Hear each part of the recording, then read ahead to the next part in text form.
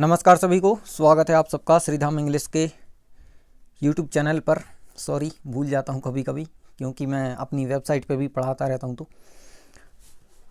और हम लोग अभी पढ़ रहे हैं समूह 2 उपसमूह 4 और शॉर्ट में कहें तो पटवारी के एग्ज़ाम के लिए जो कॉम्पिटिटिव इंग्लिश है हमारी 25 नंबर का सेक्शन रहना है, उसके लिए हम पढ़ रहे हैं। और एक क्लास हमारी पूरी हो चुकी है जिसमें हमने वर्ड्स, फ्रेजेस और सेंटेंसेस के बारे में समझा था कि ये क्या होते हैं। लास्ट हमने उल्टे क्रम में पढ़ा था और लास्ट में हमने वर्ड्स के बारे में पढ़ा था, यदि आपको याद हो तो। और यदि आपने पिछला वीडियो ना देखा हो तो कृपया उसको देख लें, तभी ये वीडियो समझ में आएगा, नहीं तो नहीं आएगा। ठीक है, हाँ पक्का है नहीं आएगा। मैं इसलिए नहीं कह रहा हूँ कि मतलब ऐसा ही बोल रहा हूँ, ये वीडियो समझने में आपको थोड़ी दिक्कत हो सकती है। तो ये हमारा इसको हम कहें कि सीरीज़ का पार्ट 2 है और इसमें हम लोग पढ़ने वाले हैं नाउन, उसके प्रकार तथा उसके कार्य। टाइप्स यानी प्रकार और फंक्शंस यानी कार्य। मतलब इसमें कंप्लीट स्टडी करेंगे हम नाउन की, है ना। वो थोड़ा मोड़ा नहीं पढ़ेंगे कि noun is the name of any person, place और थिंग और बस टाइप बता के दो उदाहरण हो गए, सब हो गया, ऐसा नहीं करेंगे। हमें एग्ज़ाम में क्वेश्चन हल करते बनना चाहिए हमसे, ठीक है ना। तो चलिए फिर शुरुआत कर देते हैं हम। जो लोग नए हैं तो वो मेरे बारे में यहाँ से पढ़ सकते हैं। हम लोग देखते हैं कि आज हमें क्या क्या कवर करना है टोटल। पहली बात तो टोटल पार्ट्स ऑफ स्पीच, यानी कि पार्ट्स ऑफ स्पीच कुल कितने हैं उनको कवर करेंगे। पिछले वीडियो में मैंने आपको बताया था कि मेनली 8 पार्ट्स ऑफ स्पीच में डिवाइड किया गया है, लेकिन हम लोग 8 अकेला नहीं पढ़ेंगे, उनसे थोड़ा ज़्यादा पढ़ेंगे। ऐसा नहीं कि मैंने अलग से कुछ नए जोड़ दिए हैं अंग्रेजी में, ऐसा मैंने कुछ नहीं किया। बस जो पुराने पार्ट्स ऑफ स्पीच हैं उन्हीं को थोड़ा सा एक्सपेंड कर दिया है, आगे उनको और डिवाइड कर लिया है, ठीक है। इसके बाद सेकंड नंबर पे हम पढ़ेंगे नाउन। नाउन को डिटेल से कवर करेंगे, जो कि आज का हमारा टॉपिक है। नाउन के टाइप्स यानी प्रकारों को पढ़ेंगे। नाउन को कैसे आइडेंटिफाई करते हैं वो भी पढ़ेंगे। आइडेंटिफाई करना मतलब होता है पहचान करना, ठीक है, आइडेंटिफाइंग अ नाउन। तो नाउन को कैसे पहचानेंगे बहुत सारे शब्दों में से, वो भी हम यहाँ पे करने वाले हैं। और उसके बाद फिर बिल्कुल लास्ट में हम देखेंगे फंक्शंस ऑफ अ नाउन, यानी कि नाउन के कितने कार्य हो सकते हैं एक सेंटेंस में, नाउन क्या क्या कार्य करती है, ठीक है। सो सबसे पहले स्टार्ट करते हैं टोटल पार्ट्स ऑफ स्पीच। पहले मैं आपको यहाँ पे ना स्पीच का अर्थ समझा देता हूँ और पार्ट्स ऑफ स्पीच का अर्थ समझा देता हूँ। स्पीच माने होता है हम जो कुछ भी बोलते हैं, वो बोला गया हमारा कोई भी वाक्य, कथन जो भी है वो स्पीच कहलाता है। इसको यदि हिंदी में कहें तो इसको कथन कहते हैं, ठीक है। स्पीच माने कथन। और कथन के पार्ट्स यानी टुकड़े। तो पिछले ही वीडियो में मैंने आपको बताया था कि जब एक पूरा सेंटेंस होता है तो हम उसको कुछ ऐसे टुकड़ों में यदि विभाजित करें तो शब्द निकल के आते हैं। मतलब यहाँ पे कोई शब्द लिखा होगा, यहाँ पे शब्द लिखा होगा, यहाँ पे शब्द लिखा होगा, यहाँ पे लिखा होगा। इस तरीके से बहुत सारे शब्द होते हैं जो एक स्पीच का पार्ट होते हैं, ठीक है। तो हम इसलिए जो पार्ट्स ऑफ स्पीच कहते हैं वो शब्दों को ही कहते हैं। पार्ट्स ऑफ स्पीच कोई अलग से जादू नहीं है, वो शब्दों को ही पार्ट्स ऑफ स्पीच कहते हैं, ठीक है। तो यहाँ पे हम देखने वाले हैं कि टोटल कितने प्रकार हैं। 8 तो आप पढ़ ही चुके हो पिछले वीडियो में। इधर पे ये आपको याद होगा पिछली वीडियो में जो हमने पढ़ा था कि इन इंग्लिश में words are mainly classified into 8 types और these types are also known as parts of speech. ज्यों की त्यों स्लाइड है बिल्कुल, ये आपको याद होगा। 8 पार्ट्स ऑफ स्पीच में नाउन पढ़ा था, प्रोनाउन पढ़ा था, प्रीपोजिशन पढ़ा था, वर्ब पढ़ा था, एडजेक्टिव पढ़ा था। अच्छा, इसमें देखो वर्ब और एडजेक्टिव को मैंने बोल्ड किया है। यही वो 2 प्रकार के शब्द हैं जिनको हम और आगे डिवाइड करने वाले हैं, ठीक है। इसके बाद एडवर्ब देखा था हमने, इसके बाद कंजंक्शन देखा था और लास्ट में पढ़ा था इंटरजेक्शन की ये शब्द का 8वां प्रकार है। इनका हिंदी में आपको शायद उस टाइम बता चुका हूँ, यदि नहीं भी बताया है तो कोई दिक्कत नहीं, जब हम एक एक को डिटेल से पढ़ते हैं तो उस टाइम पे मैं आपको बता दूंगा। अभी बताऊंगा तो कोई उसकी आवश्यकता है नहीं, आपको याद भी रहेगा नहीं, ठीक है। फिर भी जानकारी के लिए अच्छा बता देता हूँ। नाउन को संज्ञा कहते हैं, ठीक है। संज्ञा माने कोई नाम, व्यक्ति, वस्तु, स्थान, भाव इत्यादि का जो भी नाम होता है, अभी पढ़ेंगे इसमें डिटेल में। प्रोनाउन माने होता है सर्वनाम। प्रीपोजिशन माने होता है संबंध सूचक अव्यय, ठीक है। और मैं ये बता चुका हूँ, अव्यय से मुझे याद आ रहा है। वर्ब क्रिया को कहते हैं, क्रिया यानी कोई भी कार्य करने जैसी चीज़ को। एडजेक्टिव वे शब्द होते हैं जो नाउन या प्रोनाउन की विशेषता बताते हैं, ठीक है। एडजेक्टिव नाउन या प्रोनाउन की विशेषता बताता है।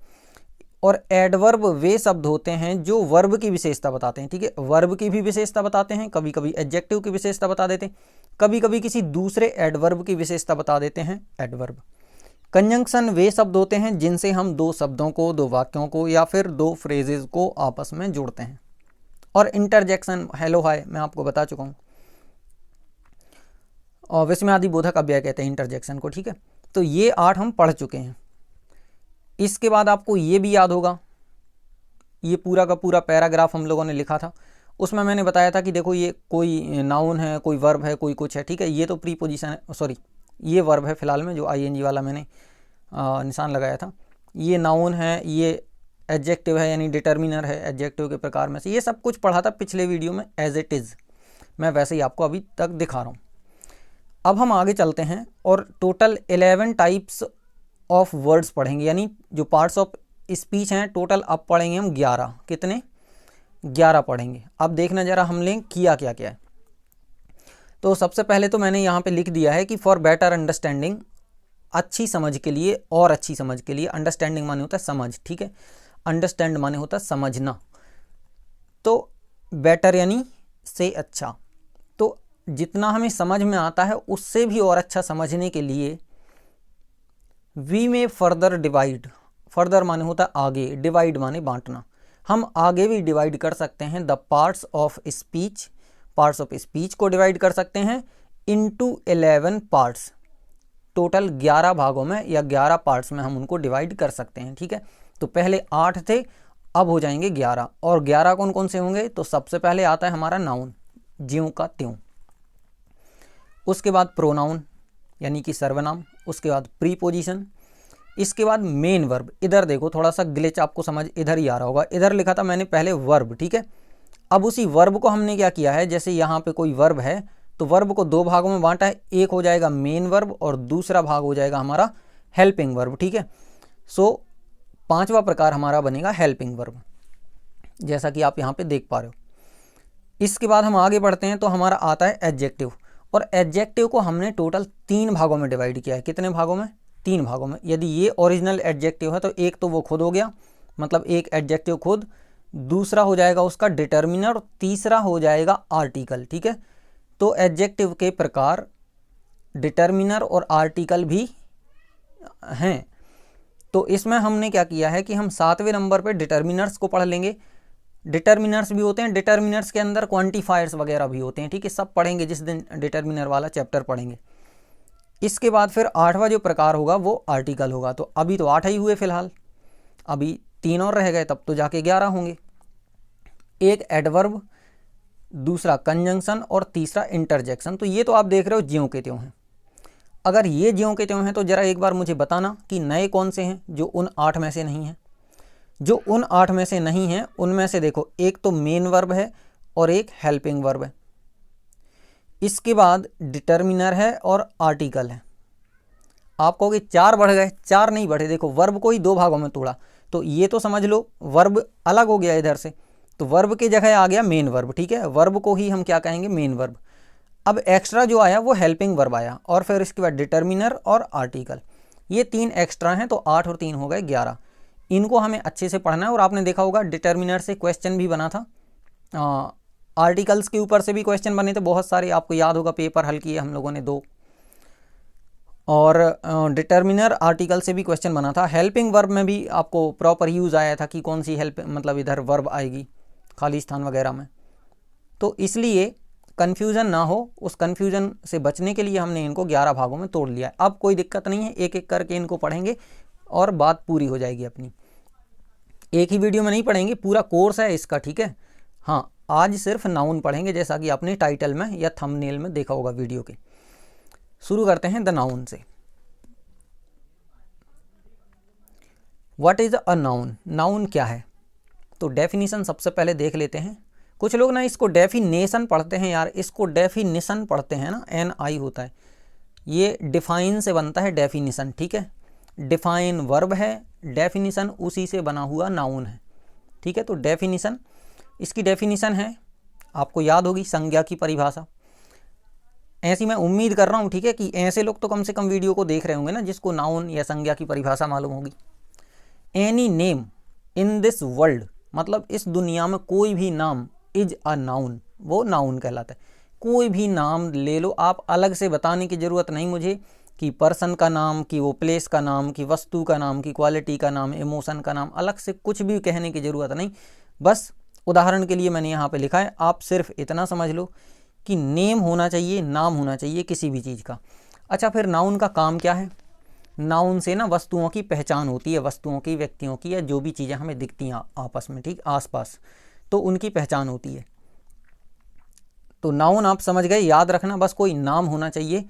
अब चाहे वो दिखने वाली चीज़ हो चाहे ना दिखने वाली चीज़ हो, ठीक है। ना दिखने वाली चीज़ ज़रूरी नहीं है जो आप सोच रहे हो वही हो। हाँ, भूत के अलावा भी बहुत सारी चीज़ें होती हैं जो नहीं दिखती हैं। भूत तो होता ही नहीं है, दिखेगा कहाँ से। तो इसके बाद फिर एग्जाम्पल्स को देख लेते हैं नाउन के। जैसे हमने बोला राम, और राम है नेम ऑफ अ पर्सन, ये एक व्यक्ति का नाम है। इसके बाद है भारत, और भारत को इंडिया भी अंग्रेजी में कहते हैं। तो नेम ऑफ आवर कंट्री, ये हमारे देश का नाम है। किसी भी देश का नाम ले लो आप, उसका नाम है तो वो नाउन है। ब्यूटी, आप कहोगे ब्यूटी किसका नाम होता है? ब्यूटी किसी का नाम नहीं होता, ये एक क्वालिटी का नाम है जो कि ना दिखने वाली चीज़ है। इसको सिर्फ महसूस कर सकते हैं, इसीलिए मैंने बोला था कि कोई भी नाम हो, ज़रूरी नहीं कि ऐसे दिखने वाले भौतिक चीज़ें हों, वो अभौतिक भी हो सकती हैं, ठीक है ना। मेटाफिजिकल। तो ये सारी चीज़ें, कुछ भी नाम, नाउन, ठीक है। हाँ, अब इसके बाद हमें क्या करना है, हमें टाइप्स ऑफ नाउन देखना है, नाउन के प्रकार कितने होते हैं। यानी कि दुनिया में जितनी चीज़ें हम लोग देखते हैं उन सब का कुछ ना कुछ नाम है। जैसे आपके सामने अभी कुछ भी हो, फॉर एग्जांपल मेरे सामने ये मेरा मोबाइल फ़ोन है और मेरी डेस्क है, बहुत सारी बुक्स रखी हुई हैं, तो डेस्क हो गया, बुक्स हो गई, और मेरा बैग भी दिख रहा मुझे यहाँ से, एक पेपर कागज़ पड़ा हुआ है, कागज़ भी एक वस्तु का नाम है। और मतलब मेरे आसपास बहुत कुछ है, आप अपने आसपास देख लो, ठीक है। और ज़रूरी नहीं कि हम आसपास जहाँ बैठे बस वहीं की चीज़ें नाउन कहलाएंगी, दूर की चीज़ें भी नाउन हो सकती हैं। जैसे तारे, चंद्रमा, सूर्य, पूरा आकाश, पूरा ब्रह्मांड, आप जो सोच सकते हो सोच लो। इन सब में जो जो कुछ मौजूद है, या ये सभी चीज़ें जिनके जो नाम हम अलग अलग ले रहे हैं, वो सब की सब कुल कितने प्रकार की हो सकती हैं, उन्हें कहते हैं हम टाइप्स ऑफ नाउन, ठीक है।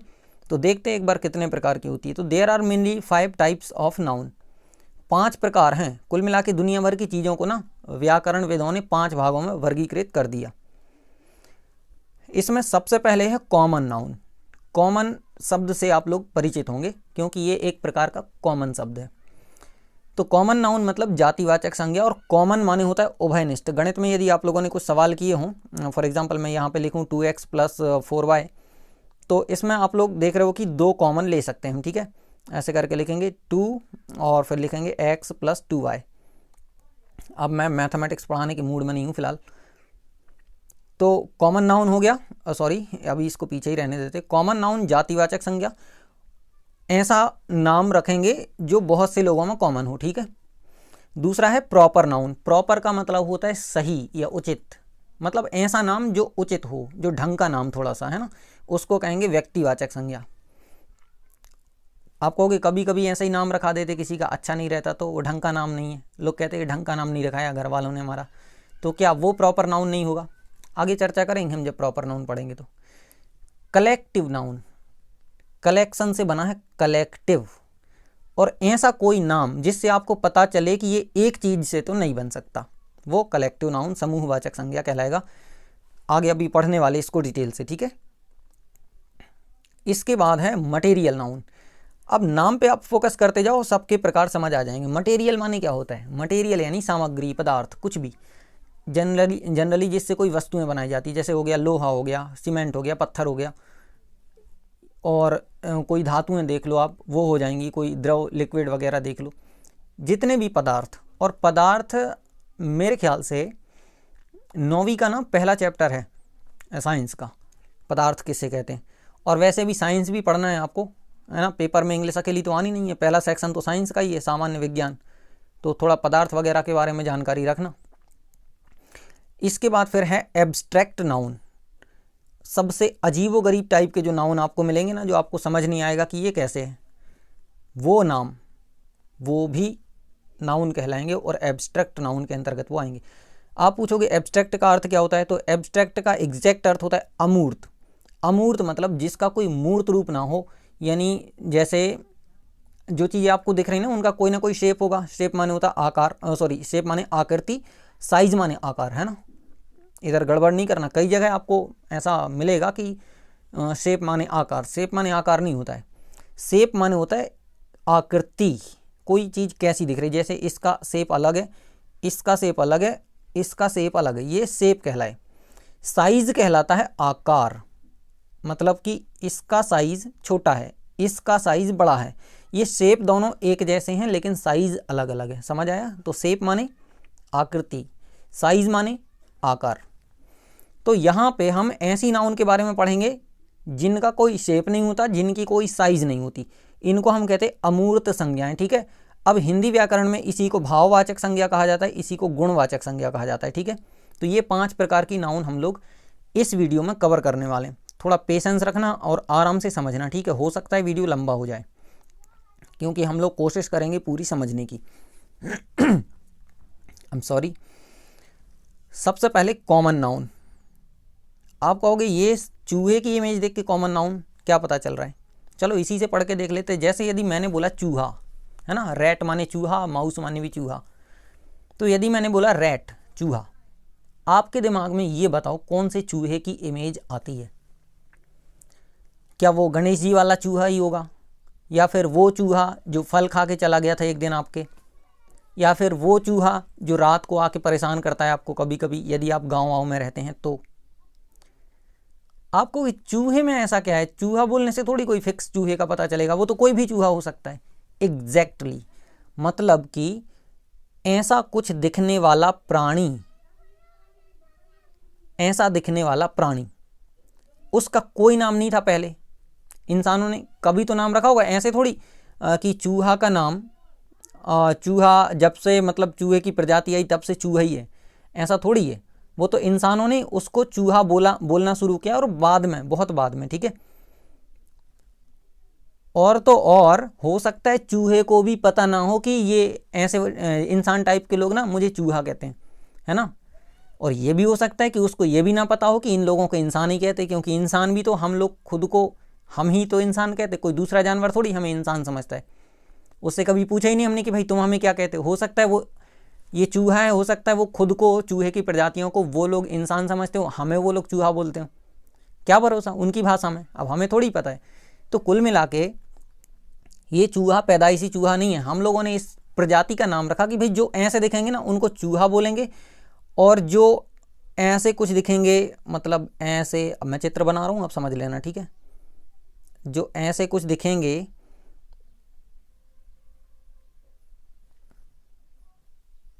ये अरे यार पूंछ तो बनाई थी मैंने, चलो ठीक है। हाथी, कहा ऐसी लंबी सी सूंड वाले और सूपे जैसे कान वाले ऐसे प्राणियों को बोलेंगे हाथी।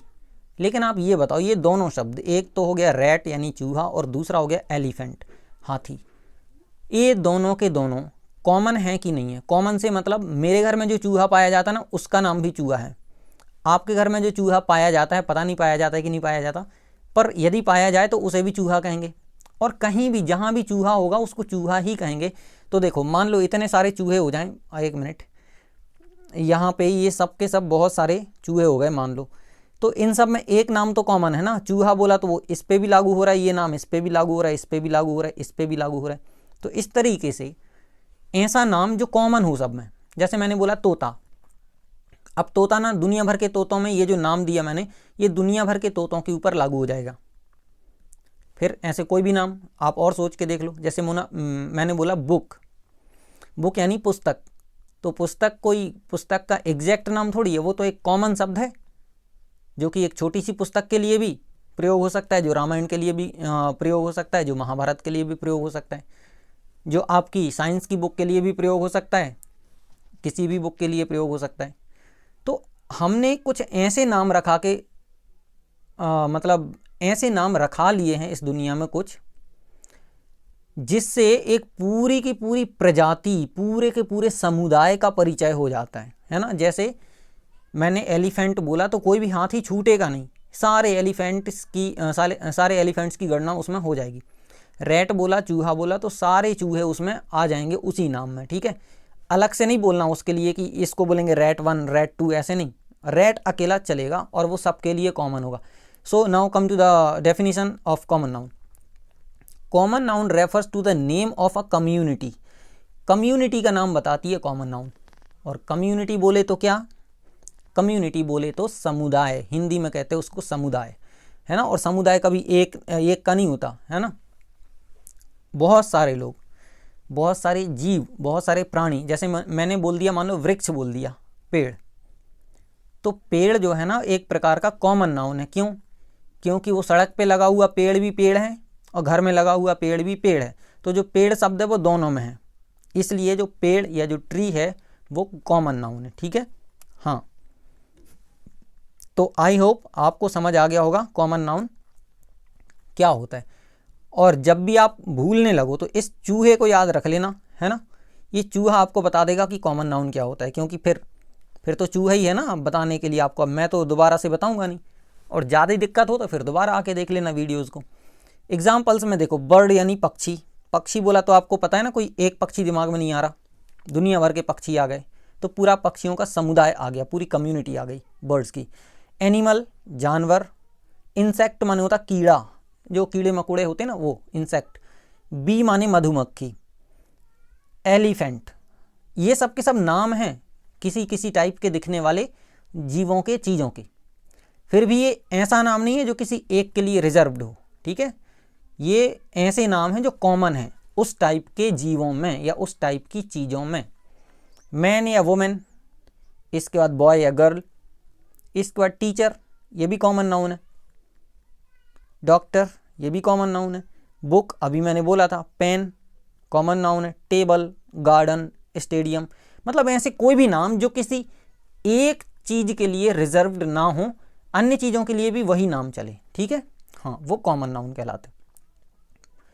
अगर आप कॉमन नाउन समझ गए हो तो पहली बात तो कम्युनिटी याद रखना, और कुछ भी याद ना रह पाए तो चूहे को याद रखना, ठीक है। यदि आप कॉमन नाउन समझ गए हो तो आई होप आपको प्रॉपर नाउन समझ में आ जाएगा। प्रॉपर नाउन, प्रॉपर यानी उचित, उचित नाम। अब जैसे अभी हमने एक एग्जाम्पल देखा था कॉमन नाउन का, बॉय या गर्ल। बॉय माने लड़का। अब फॉर एग्जाम्पल ये लड़का है, क्या आपने देखा कभी किसी लड़के का नाम हो लड़का? लड़का तो ढंग का नाम नहीं है ना, ढंग का मतलब प्रॉपर। लड़का नाम प्रॉपर नहीं होता। किसी लड़की का नाम कभी देखा आपने लड़की हो? नहीं। जैसे ये कह रहा है आई एम गोलू, मैं गोलू हूँ, मतलब ये गोलू नहीं है, इसका नाम गोलू है, ठीक है। नहीं तो आप कहो कि ये भी गोलू है, हो भी सकता है, शक्ल से तो लग ही रहा है। तो ये कह रहा है कि आई एम गोलू, एंड जो गोलू है ये इसका नाम है, ठीक है, ये प्रॉपर नाम है। आप कहोगे काय का प्रॉपर है, ये तो प्रॉपर भी नहीं है, ढंग का नाम होना चाहिए कोई।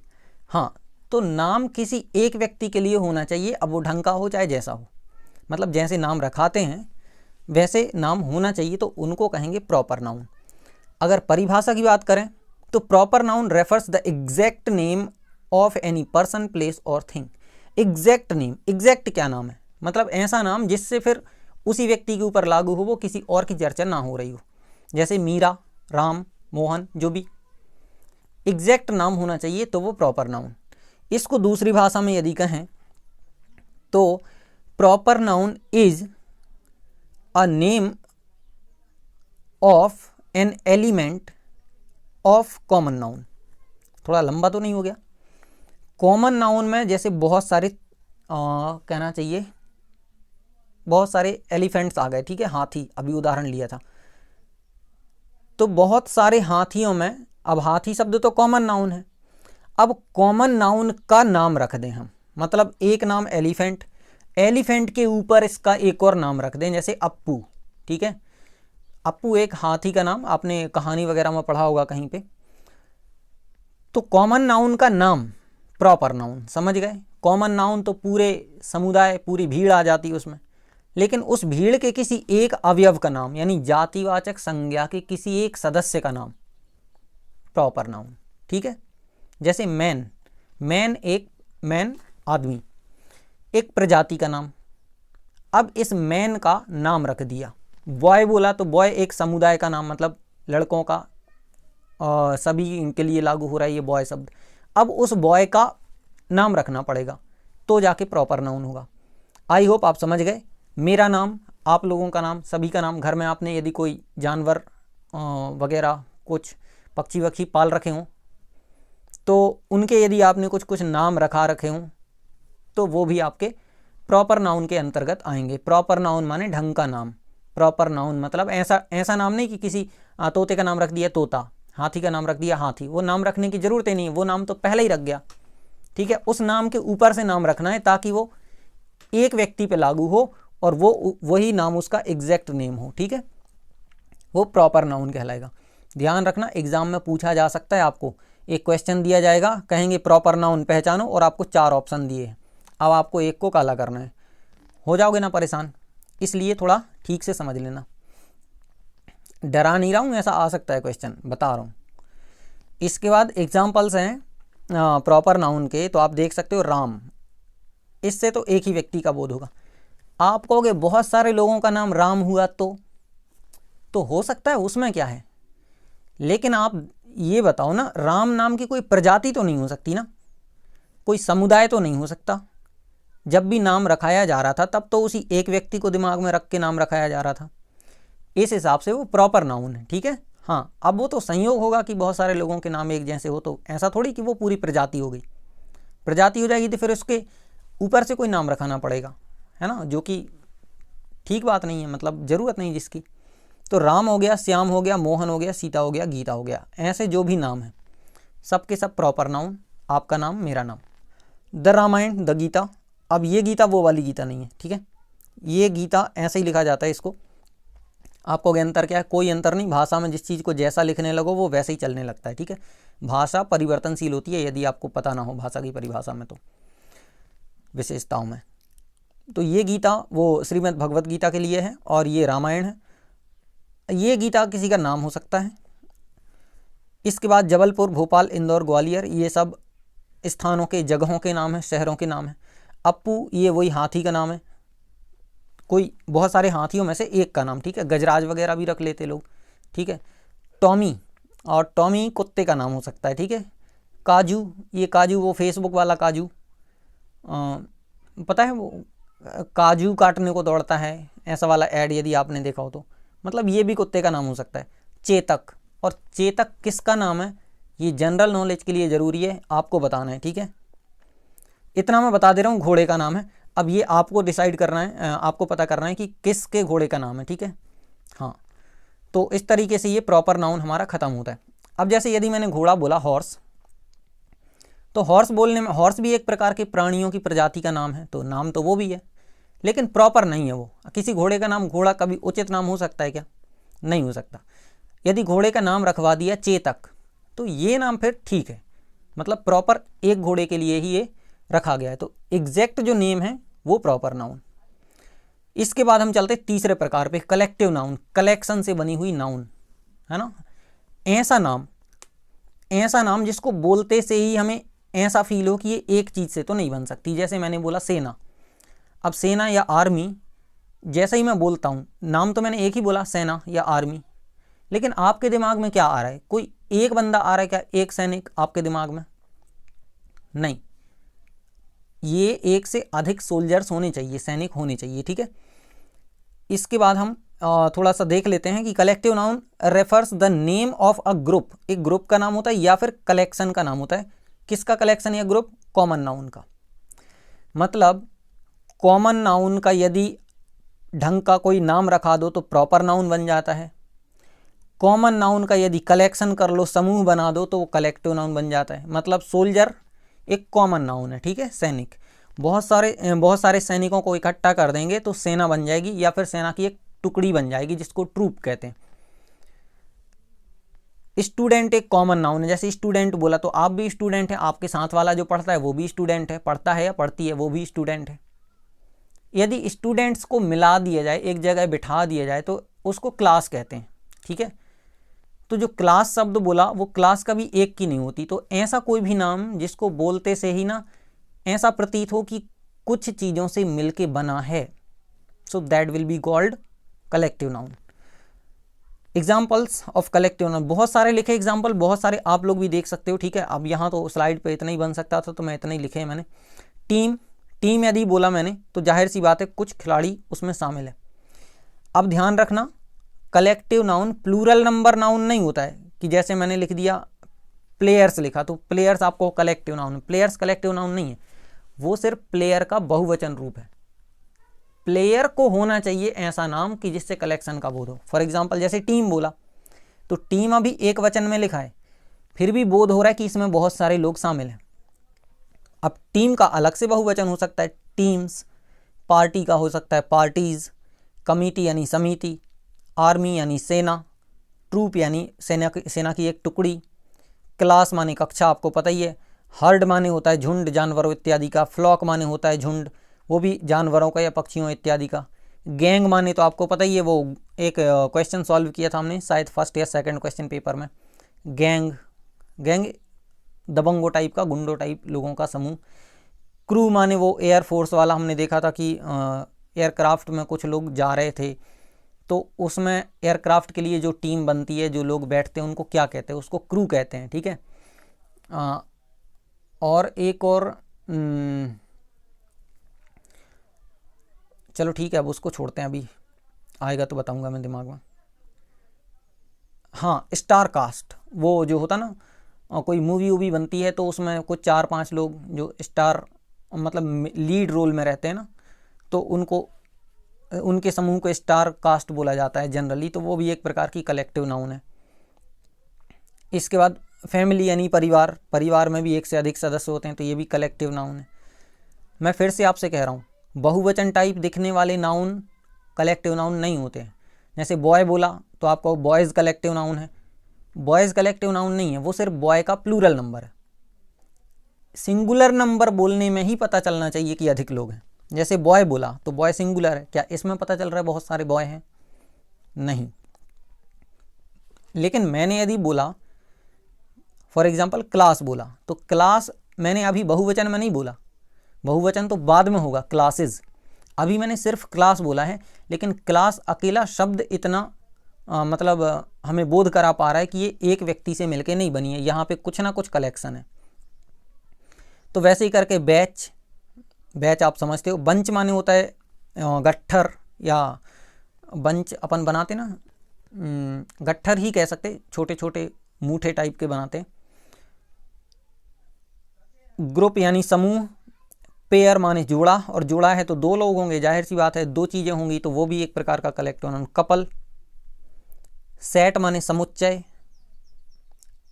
कपल का अर्थ भी जोड़ा होता है, बस इंसानों का जोड़ा, इंसानों का नहीं दूसरी चीज़ों का भी जोड़ा होता है।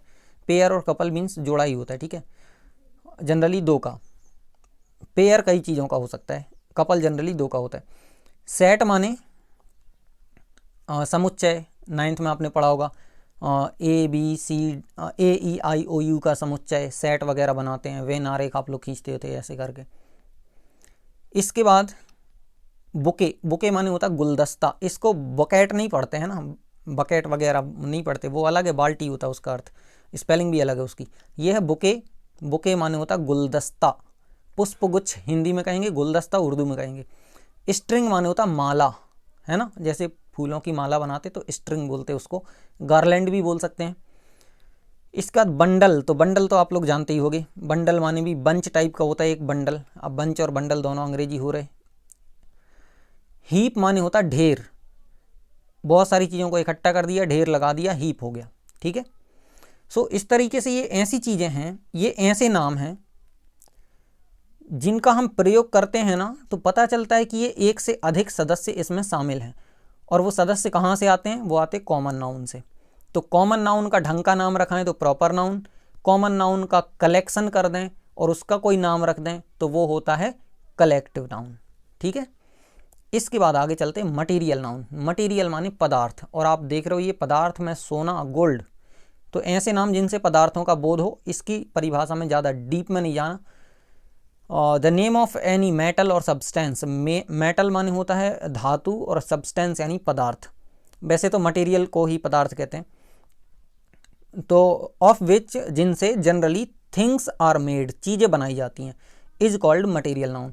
जिनसे कोई चीज़ें बनती हैं वो मटेरियल नाउन कहलाते हैं। ऐसे कोई भी पदार्थ, और पूरी प्रकृति में पदार्थों से भरी पड़ी है प्रकृति, ठीक है।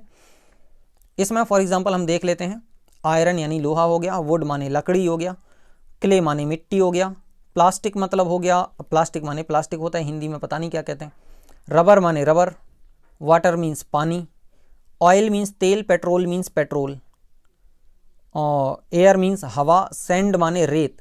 अच्छा, इधर पे थोड़ा सा क्लैरिटी कर लो आप लोग दिमाग में। SEND सेंड जो भेजना होता है ना मैसेज वाला, उसमें ई होता है सेंड, और ये SAND है सेंड, सेंड माने रेत। अब जब रेत की चर्चा करी है तो सीमेंट की भी चर्चा कर लेते हैं, सीमेंट की चर्चा करी है तो पत्थर की भी चर्चा कर लेते हैं, स्टोन माने पत्थर। और इसमें लिखा हुआ एक बहुत इंपॉर्टेंट चीज़ है, मोस्ट इंपॉर्टेंट चीज़, ऑलवेज अनकाउंटेबल नाउन। ये जो मटेरियल नाउन होते हैं ना, इनको आप गिनती नहीं कर सकते, इनकी ये ध्यान रखना। जैसे लोहे को आप नहीं गिन सकते हो, एक लोहा, दो लोहा, लोहा इज जस्ट अ लोहा, iron is just an iron, iron iron होता है, उसको गिन नहीं सकते हो आप। उससे बनी चीज़ों को गिन सकते हो। लकड़ी यानी जिसको काठ बोलते हैं ना, उसको आप गिन नहीं सकते, कठवा काठ, उसको आप गिन नहीं सकते हो। उससे बनी चीज़ों को गिन सकते हो। मिट्टी को नहीं गिन सकते, मिट्टी से बनी चीज़ों को, खिलौनों इत्यादि को गिन सकते हो। प्लास्टिक को नहीं गिन सकते, प्लास्टिक से बनी चीज़ों को गिन सकते हो। So I am just want to tell you that the material noun is always uncountable. Material noun हमेशा अनकाउंटेबल होती है। देखो, नाउन ना दो प्रकार के हो सकते, एक वो जिसको गिना जा सके, एक वो जिसको ना गिना जा सके। ये गिनती के आधार पर होते हैं। तो जिसको गिना जा सके, जिसको काउंट किया जा सके, वो काउंटेबल नाउन, और जिसको काउंट ना किया जा सके वो अनकाउंटेबल नाउन। फॉर एग्जांपल एक उदाहरण हमने देखा था, बुक। बुक को आप गिन सकते हो तो बुक्स हो जाएगा, बहुत सारे नाम हो जाएंगे, है ना, बहुत सारी बुक्स हो जाएंगी। लेकिन आप मटेरियल नाउन को नहीं गिन सकते। जैसे पानी, तो एक पानी दो पानी नहीं होता है, पानी पानी होता है। पानी की बूंदों को गिन सकते हो, वो अलग बात है। तो बूंदों यानी ड्रॉप्स की चर्चा तो हम कर ही नहीं रहे। We are just talking about water, and water is an uncountable noun. Water जो है, पानी जो है, वो एक पदार्थवाचक संज्ञा है, इसलिए अनकाउंटेबल नाउन है। समझ गए। इसी तरीके से पेट्रोल हो गया, डीजल हो गया, ऑयल हो गया, हवा हो गई, कुछ भी मतलब इस तरीके का, हम इसको गिन नहीं सकते, ठीक है। पदार्थ होना चाहिए, उससे कुछ चीज़ें बनती हैं। मैंने जनरली लिखा, ये नहीं लिखा कि बनेंगी ही चीज़ें, है ना। कई बार कुछ ऐसे अनुपयोगी पदार्थ होते हैं जिनका कुछ नहीं बनता, तो पदार्थ तो वो भी होते हैं, ठीक है। सो ऐसे आप बहुत सारे एग्जाम्पल्स और सोच सकते हो। लेकिन एक और कंडीशन है कि सब आपको अंग्रेजी में ही सोचना है, या हिंदी में भी सोचो तो अंग्रेजी उनका पता कर लेना, ताकि शब्दों में कुछ वृद्धि हो जाए, है ना। ग्रामर के नियम अकेला पढ़ लेने से आप अंग्रेजी नहीं सीख जाओगे, शब्द भी पता होना चाहिए अंग्रेजी में, नहीं तो फिर वैसे ही बोलोगे, आई एम लर्निंग अंग्रेजी, आई एम सीखिंग अंग्रेजी, ऐसे वाले बोलोगे फिर। तो आपके पास वर्ड्स भी होना चाहिए। अब बचा एब्स्ट्रैक्ट नाउन। आप कहोगे क्वेश्चन मार्क का चित्र लगाए तो क्या क्वेश्चन मार्क को एब्स्ट्रैक्ट नाउन कहते हैं? जी नहीं, बिल्कुल नहीं, एब्सोल्युटली नॉट। एब्स्ट्रैक्ट नाउन का मतलब है कि इधर चित्र क्या बनाए, कोई चित्र नहीं बना सकते हैं यहाँ पे। क्यों? Because all the abstract nouns are intangible, invisible. Intangible जिनको छुआ ना जा सके, है ना, कोई भौतिक पदार्थ ना हो। इनविजिबल मतलब अदृश्य होते हैं, ठीक है। तो इसकी डेफिनेशंस वगैरह देख लेते हैं हम। ऑल द नेम्स, सभी नाम। कौन से नाम? Of intangible things. इंटेंजिबल आप कहोगे बड़ा भारी भरकम सा शब्द है, अब नहीं सुना होगा तो भारी भरकम होगा। अदरवाइज देखो, टेंजिबल माने होता है वो चीज़ें जिनको हम ऐसे छू सकते हैं, स्पर्श कर सकते हैं, पांचों ज्ञान इंद्रियों से जिनको अनुभव कर सकते हैं। तो सभी भौतिक चीज़ें टेंजिबल चीज़ें होती हैं, है ना। अभौतिक चीज़ें इनटेंजिबल होती हैं, ये उसका उल्टा है, ठीक है। तो इसमें अभौतिक चीज़ों में क्या हो सकता है, जैसे मैंने अभी एक एग्जांपल लिखा था, ब्यूटी। तो beauty can not be seen, can not be touched. Beauty को देखा नहीं जा सकता, उसको छुआ नहीं जा सकता। It can only be felt, इसको केवल फेल्ट किया जा सकता है, मतलब फील किया जा सकता है, महसूस किया जा सकता है। सो ऐसे और भी उदाहरण मैं अभी आपको बताने वाला हूँ, तो उससे आप समझ जाओगे। तो कुल मिला के अपनी 5 ज्ञान इंद्रियों से, आँखों से, कानों से, और नाक, जीभ और स्किन, इन चीज़ों की सहायता से जिनको हम अनुभव कर सकते हैं, वो नाउन हम 4 पिछले पढ़ चुके हैं। पांचवा ऐसा नाउन है कि जो शेष बचे, जिनको नहीं देख सकते, जिनको नहीं स्पर्श कर सकते, 5 ज्ञानेंद्रियों से महसूस नहीं कर सकते, वो सब होते एब्स्ट्रैक्ट नाउन। ठीक है, इसमें मैंने लिखा है विच हैव नो शेप, कोई शेप नहीं होता इनका, आकृति नहीं होती, मतलब कोई साइज नहीं होता, आकार नहीं होता। And we can not touch them physically, physically हम उनको टच भी नहीं कर सकते। फॉर एग्जाम्पल आपके मोबाइल को आप टच कर सकते हो, तो ये एक टेंजिबल चीज़ है। लेकिन इंटेंजिबल चीज़ कौन सी हो सकती है? इंटेंजिबल चीज़ हो सकती है आपके मोबाइल के अंदर चल रहा सॉफ्टवेयर। ठीक है, तो सॉफ्टवेयर भी कोई ऐसी चीज़ नहीं होती जिसको हम छू सकते हैं। सो इस तरीके से आप और चीज़ें भी सोच सकते हो। उदाहरण के लिए मैं कुछ चीज़ें यहाँ पे लिख देता हूँ, जैसे ब्यूटी अभी एक देख चुके, क्रोध यानी गुस्सा। आप कहोगे गुस्सा तो बहुत देखें, गुस्सा आए व्यक्ति को देखा होगा, इंसान को देखा होगा, जानवर को देखा होगा, गुस्से को नहीं देखा होगा आपने। क्यूटनेस, अब क्यूटनेस ओवरलोडेड भी हो तो भी आप नहीं देख सकते हो। ठीक है, वो व्यक्ति ही, वस्तु या जो भी प्राणी वगैरह है, जो क्यूट होगा वो आपको प्राणी दिखेगा, उसकी क्यूटनेस तो आप सिर्फ और सिर्फ अनुभव कर सकते हो।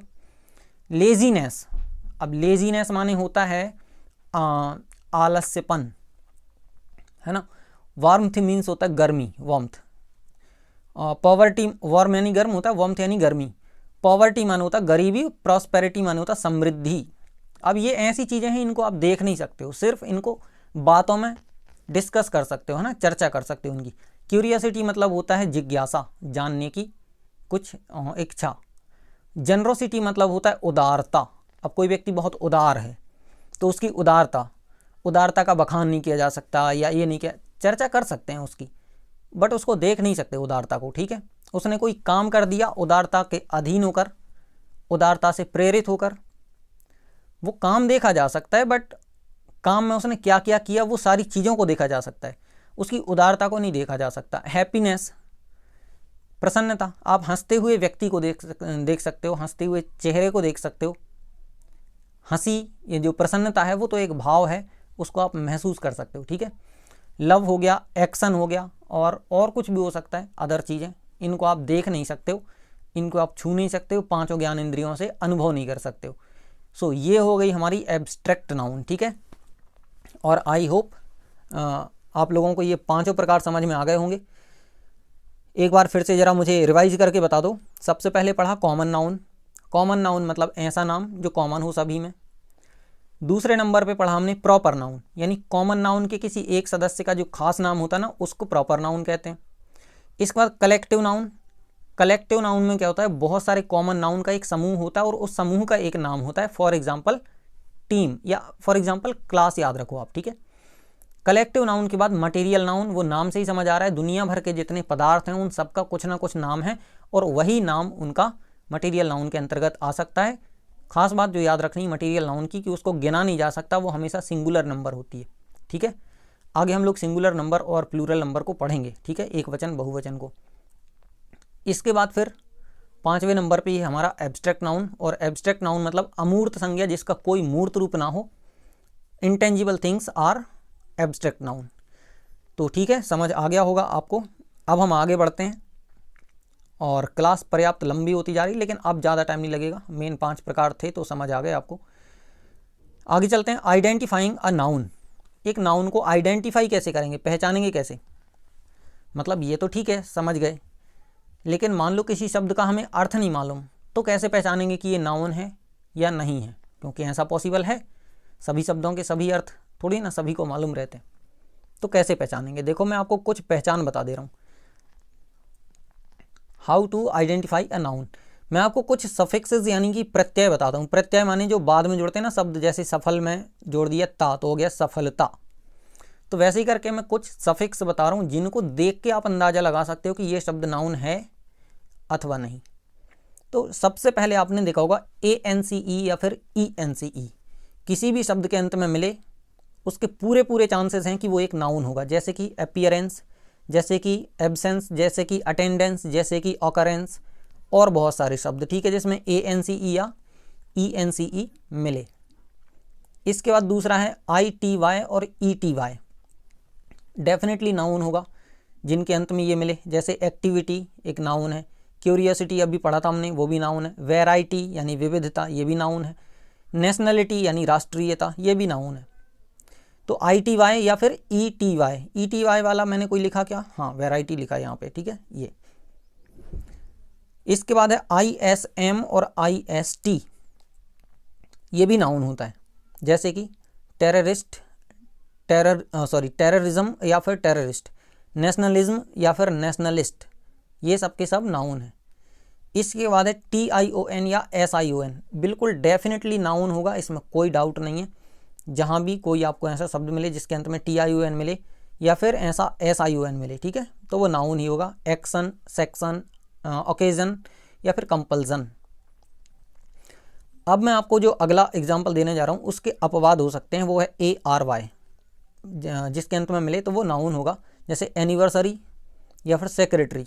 इसके बहुत सारे अपवाद हो सकते हैं, और एक तो पूरी की पूरी सीरीज चलती है, जैसे प्राइमरी, सेकेंडरी, ये सब के सब क्या हैं, नाउन नहीं है, ये हैं एडजेक्टिव, ADJ, ठीक है, ये एडजेक्टिव हैं। तो थोड़ा सा ध्यान रखना, प्राइमरी, सेकेंडरी, टर्सरी और ये पूरी सीरीज, ये आपके एडजेक्टिव हैं, नाउन नहीं है, ठीक।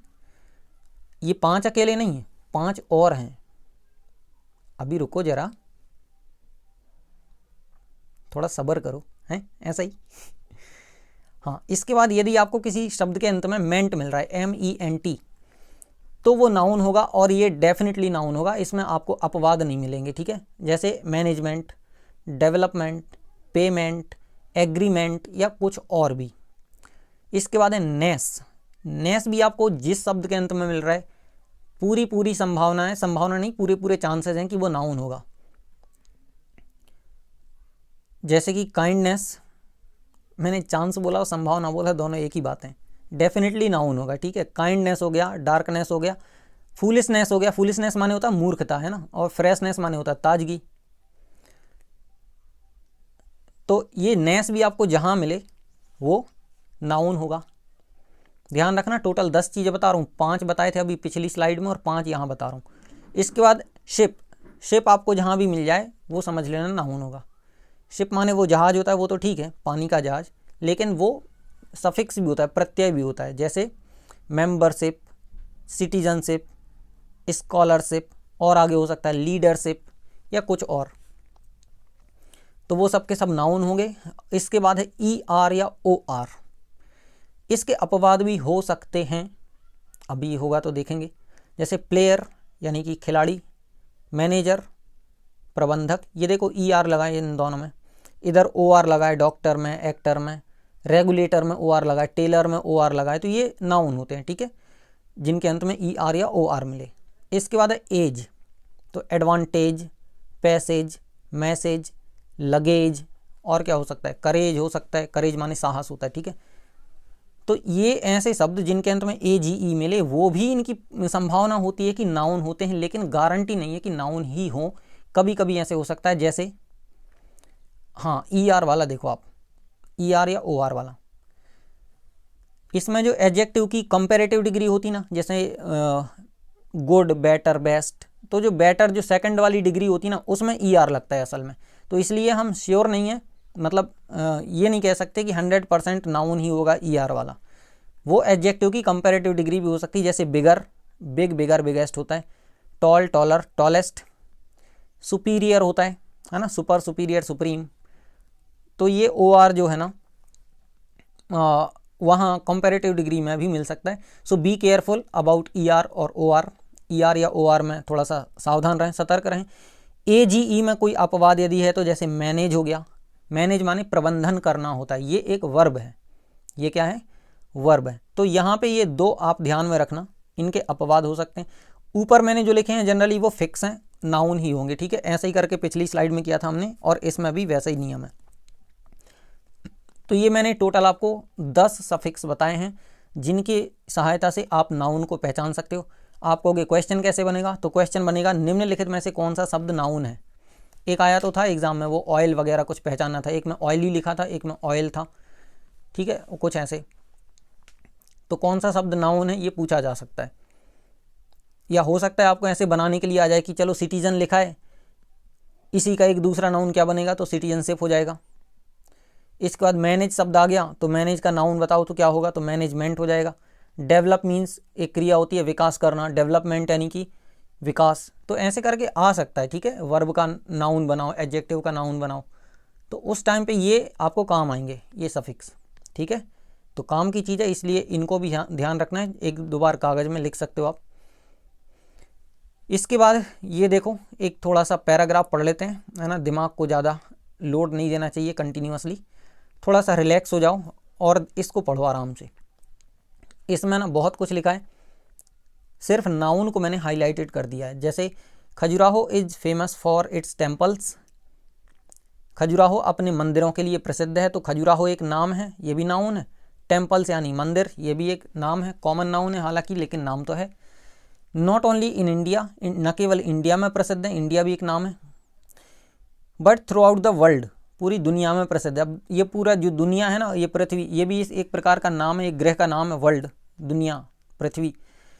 तो it is the embodiment, embodiment मतलब होता है प्रतिमूर्ति, है ना, या उसकी प्रतिकृति, of the great artistic activity, artistic यानी कलाकारी वाली, एक्टिविटी यानी क्रियाकलाप, अभी देखा था ITY वाला एक्टिविटी, मेंट वाला देखो embodiment, of the 9th to the 12th centuries, century मतलब होता है शताब्दी, 9वीं से 12वीं शताब्दी के बीच की जो कलात्मक गतिविधियां हैं उनकी प्रतिकृति हैं ये खजुराहो के मंदिर, ठीक है।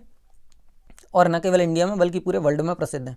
हाउएवर, फिर भी ओनली 22, केवल 22 आउट ऑफ द 85, 85 में से केवल 22 जो टेम्पल्स हैं हैव सर्वाइव्ड, केवल 22 जो मंदिर हैं वो सर्वाइव किए हैं, यानी जीवित बचे हैं।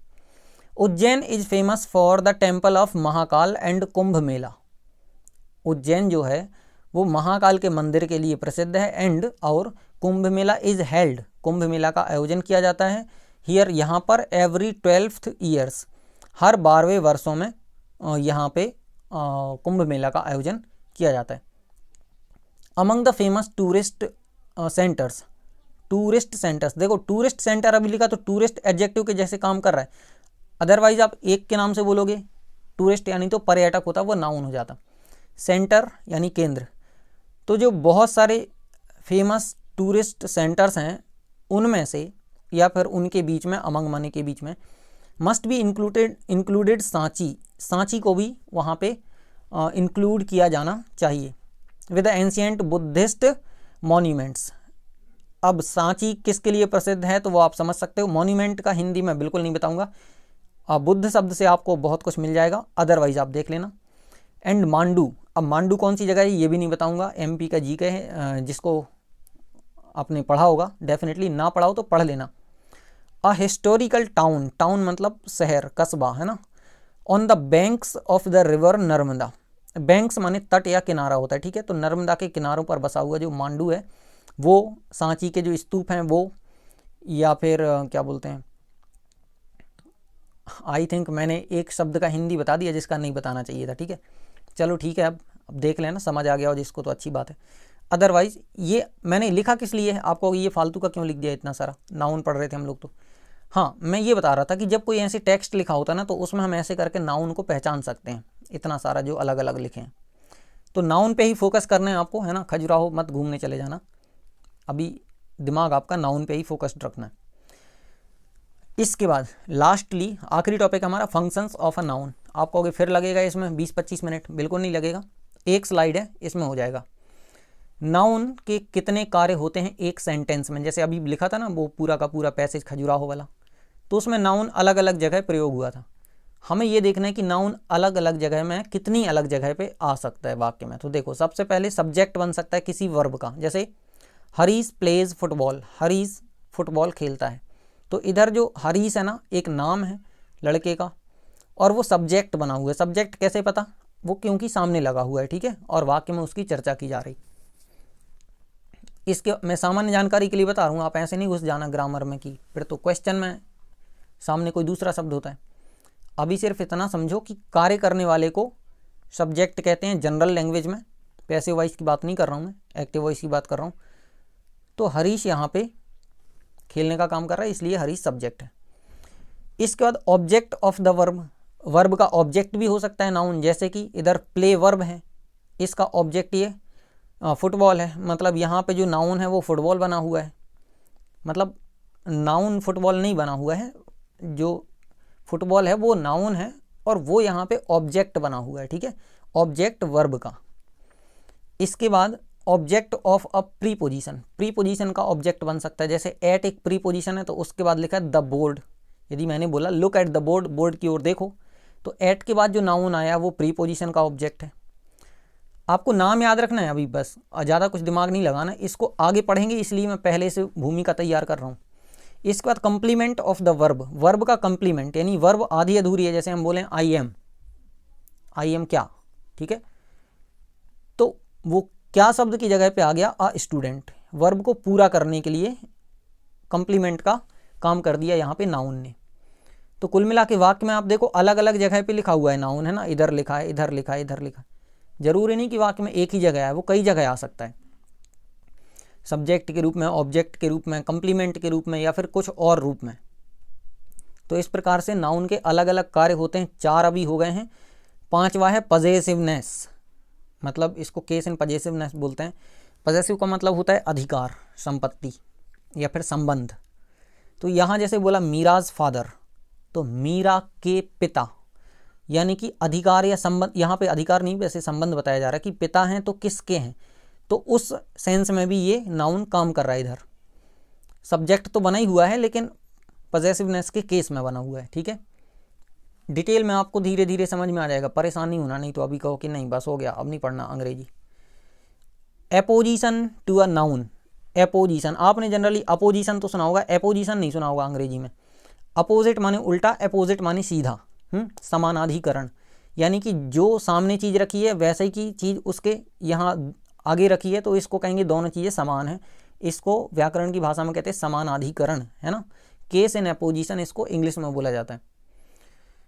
सो यहाँ पे आप देख सकते हो जैसे एग्जांपल्स में मिस्टर मोदी और फिर आगे लिखा है द पीएम। आप ये बताओ जो मिस्टर मोदी बोला और जो द पीएम बोला, ये दोनों अलग बातें हैं क्या? एक ही बात है, मिस्टर मोदी और पीएम मोदी। आप कहोगे मोदी कोई दूसरा नहीं हो सकता क्या? भाई हो सकता है यार, एक कॉमन सेंस को लेके चलते हैं अपन, ठीक है। तो मिस्टर मोदी और द पीएम दोनों एक ही बातें हैं, एक ही बात है, मतलब दो नाउन है। देखो मोदी भी नाउन है, यहाँ पे पीएम भी नाउन है, लेकिन दोनों समान हैं क्योंकि एक ही व्यक्ति को बता रहे हैं, और समान है इसलिए समानाधिकरण कहलाया। अंग्रेजी में उसी को एपोजिशन कहते हैं। क्लियर? इसके बाद 7वां और आखिरी प्रकार है नॉमिनेटिव ऑफ एड्रेस। एड्रेस माने होता संबोधन। जैसे हम किसी को बुलाते हैं ना कभी कि फॉर एग्जांपल जैसे बच्चे को बोला ए लड़के इधर आओ, तो ए लड़के बोला, जनरली ऐसे नहीं बोलते, मैं समझाने के लिए बता रहा हूँ। ए लड़के बोला तो वो संबोधन है, उसको हमने, और लड़के का कुछ नाम है, जैसे उसका नाम है गोलू अभी था, तो यदि हमने कहा गोलू इधर आओ, अब जो गोलू बोला ना इस टोन में, वो गोलू ने कोई काम वगैरह नहीं किया, अभी हमने बोला गोलू, संबोधन किया सिर्फ उसको, और फिर बोला इधर आओ। तो जो संबोधन के लिए ना, संबोधन के लिए भी नाउन का प्रयोग किया जा सकता है। तो नाउन का एक काम ये हो गया कि किसी को संबोधित करना है, कुछ कह के बोलते ना हम, जैसे आप किसी को बोलते हो सर, किसी को बोलते हो भैया, या जो भी है, तो ये सब के सब जो शब्द बोल रहे हो ना आप, ये नाउन ही है। किसका काम कर रहा है वो नाउन? वहाँ पे एड्रेस का काम कर रहा है, संबोधन का काम कर रहा है। एड्रेस माने पता या भाषण होता है, वो तो होता ही है, संबोधन भी होता है, ठीक है, किसी को संबोधित करना। जरूरी नहीं कि एक शब्द का एक ही अर्थ हो, क्योंकि पर्यायवाची या सिनोनिम्स नाम की भी कोई चीज होती है, ठीक है। सो इस तरीके से ये नाउन के 7 कार्य हो गए, और इसी तरीके से आज की हमारी क्लास ये समाप्त होती है, ठीक है। टोटल हम लोगों ने कितनी चीज़ें पढ़ी हैं? मैं लास्ट में एक स्लाइड वैसे लगा दूंगा यार, अभी मैं लगा नहीं रहा था, लास्ट में एक स्लाइड लगाऊंगा कि हम लोगों ने आज की क्लास में क्या क्या पढ़ा। तो मैं ऐसे ही करके बता दे रहा हूँ। सबसे पहले हम लोगों ने पढ़ा पार्ट्स ऑफ स्पीच, टोटल जो 8 थे उनको 11 किया। उसमें हमारा मेन वर्ब, हेल्पिंग वर्ब बढ़ गया, और एडजेक्टिव के बाद फिर डिटर्मिनर और आर्टिकल्स आ गए, तो ऐसे टोटल 11 हो गए। फिर उनमें से हमने पहला पढ़ना शुरू किया नाउन के नाम से। तो नाउन में हमने नाउन की परिभाषा पढ़ी, कुछ 1-2 एग्जाम्पल्स पढ़े, फिर उसके 5 प्रकार पढ़े, ठीक है। Common noun, proper noun, collective noun, material noun और एब्स्ट्रैक्ट नाउन। इसके अलावा कोई यदि और दूसरे प्रकार के नाउन की ज्ञान मत देने लग जाना कोई मुझे कि कॉन्क्रीट नाउन भी होता है और फलाना और ढिकाना, ऐसे तो फिर कुत्तावाचक संज्ञा भी हो सकता है, गधावाचक संज्ञा भी हो सकता है, ठीक है। गधावाचक संज्ञा गधों के नाम बताती है, कुत्तावाचक संज्ञा कुत्तों के नाम बताती है। ऐसे फालतू के प्रकार नहीं करना है। आप कई जगह पढ़ते होते ना, कुछ लोग ज़्यादा ऐसे ज्ञानी टाइप बन जाते हैं। तो जो बड़े बड़े व्याकरण वेद है ना, उन्होंने 5 ही प्रकार किए हैं नाउन के, और इसमें दुनिया की सारी चीज़ें आ जाती हैं। बाकी के जो दूसरे नाम यदि आपको पढ़ने को आ रहे हैं तो वो नाउन के मुख्य प्रकार नहीं होंगे, उसके अंदर आने वाले प्रकार होंगे, ठीक है। सो इस तरीके से नाउन के मूल रूप से 5 ही प्रकार होते हैं, और अलग अलग आधारों पे यदि आप देखो गिनती करने के हिसाब से तो काउंटेबल अनकाउंटेबल नाउन होता है, ठीक है, सिंगुलर या प्लूरल नंबर के आधार पे। तो ऐसे आधार के हिसाब से दूसरे प्रकार हो सकते हैं, लेकिन इस तरीके से नहीं होगा कि आप उसको कह दो कि टोटल 5 नहीं 6 प्रकार होते हैं, 8 प्रकार होते हैं, ऐसा नहीं होता है। वो जो मूल 5 हैं उनके भीतर या तो प्रकार होंगे या फिर किसी दूसरे आधार पर होंगे, ठीक है। लेकिन दुनिया में ऐसा कोई नाम नहीं है, मैंने भी बहुत सोच के देखा, नहीं मिला मुझे, जो इन 5 के बाहर हो जो हम लोगों ने पढ़े, कॉमन, प्रॉपर, कलेक्टिव, मटेरियल और एब्स्ट्रैक्ट। तो ये 5 प्रकार पढ़े। उसके बाद फिर हमने पढ़ा नाउन की पहचान कैसे करते हैं। तो लास्ट में क्या क्या देखने को मिले जिससे हम पता चल पाएगा हमें कि वो नाउन है, तो वो हमने देखा। और उसके बाद ये आखिरी की स्लाइड यहाँ पे जो आपके सामने अभी दिख रही है फिलहाल, फंक्शंस ऑफ अ नाउन। तो नाउन के 7 कार्य पढ़े। आप कहोगे इनका क्या करें, कुछ नहीं समझ आ रहा।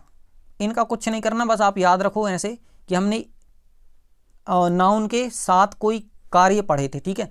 थोड़ा थोड़ा नाम याद रखना, जैसे कंप्लीमेंट याद रख लेना, सब्जेक्ट याद रख लेना, ऑब्जेक्ट याद रख लेना, एपोजिशन वगैरह याद रह जाए तो ठीक है, पजेसिवनेस याद रह जाए तो ठीक है। इनका क्या करना है तो अभी कुछ मत करना, बिल्कुल ऐसे दिमाग में रखना बस। आगे जब इनकी बारी आएगी ना डिटेल से, जब हम सेंटेंस वगैरह बनाएंगे तब समझ आएगा। अभी तो हम शब्द पढ़ रहे हैं ना, सेंटेंस थोड़ी पढ़ रहे। सेंटेंस पढ़ेंगे तो इनको भी समझ लेंगे, तो परेशान होने की आवश्यकता बिल्कुल नहीं है। तो ठीक है, इस तरीके से हमारा ये पूरा लेसन समाप्त होता है।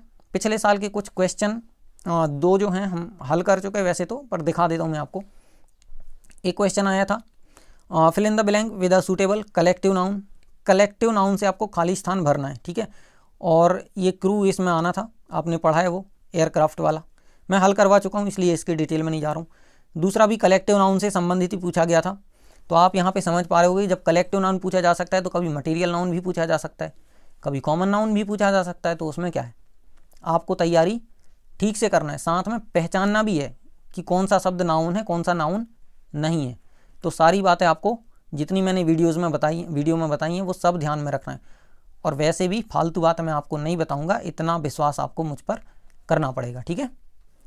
तो ये था आज के लिए, इसके बाद हमारी क्लास समाप्त होती है। थैंक यू फॉर वॉचिंग, और शेयर वगैरह कर देना, वीडियो ठीक लग रहा हो तो लाइक कर देना, नए हो तो चैनल को सब्सक्राइब कर लेना।